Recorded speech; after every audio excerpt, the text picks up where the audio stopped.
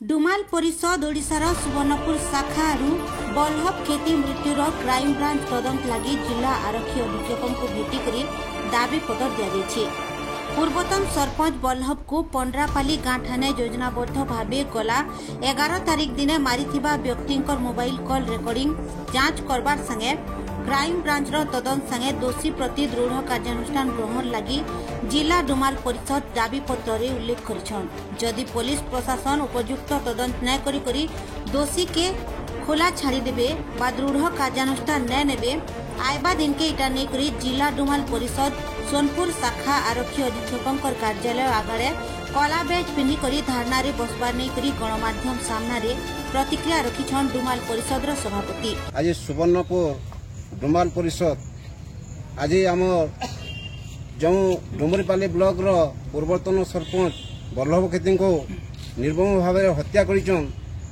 जो आमर पुलिस प्रशासन बा कौन जिस पब्लिक रे हवा हो जमी बाड़ी संपत्ति बोलते सेटा चुछा कथा, किंतु वर्तमान आम डुमाल परिषद ओडिशा एवं सुवर्णपुर जिला कमिटी तदंत करी बा अनुभव कलु जे इता को बल्लभ खेती को राजनीति स्तर रे मूल उत्पादन करदेले आम राजनीति ठीक भाव में परिचालना हवा बोली मन करी तांको योजनाबद्ध भाव में किछि गोष्ठी तांकर चक्रांत आज निर्मम भाव में हत्या करिछन।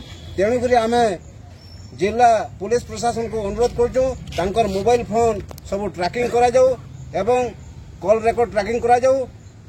क्राइम ब्रांच द्वारा तदंत करा जाऊ।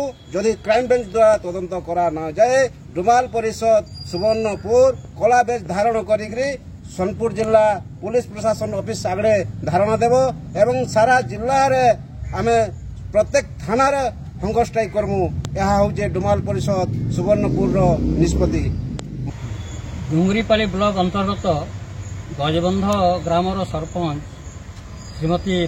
श्रीमती बासंती खेतींकर स्वामी तथा गजबंध ग्राम पंचायत पूर्वतन सरपंच बल्लभ खेती को केते जन दुर्वृत्त योजनाबद्ध भाव में राजनीति क्षेत्र सबुदिन हटे देवाई गत 11/7/2025 तारीख दिन राति निर्मम भाव में हत्या करिसंती। तो सही हत्याकांडर अनुसंधान करने तदन करने आम जिला एसपी को तांको परिवार लोके दरखास्त करिसंती। तांको अनुजाई अभियुक्त मानू को धरवाई आमर पुलिस एसपी से आमको प्रतिश्रुति देइछंती। आमे दाबी करूछो जिला कमिटी तरफ जे एथिरे आउ केते जण दुर्वृत्त अंतर्भुक्त अछंती। तांकर मोबाइल फोन को कॉल रेकर्ड सब अनुसंधान करा जाऊ एवं आउ जो केते जण अछंती अभियुक्त माने समानकु अति शीघ्र धरा जाऊ।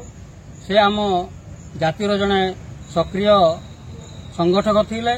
से राजनीति क्षेत्र में मध्य तांकर प्रतिष्ठा अर्जन करथिले।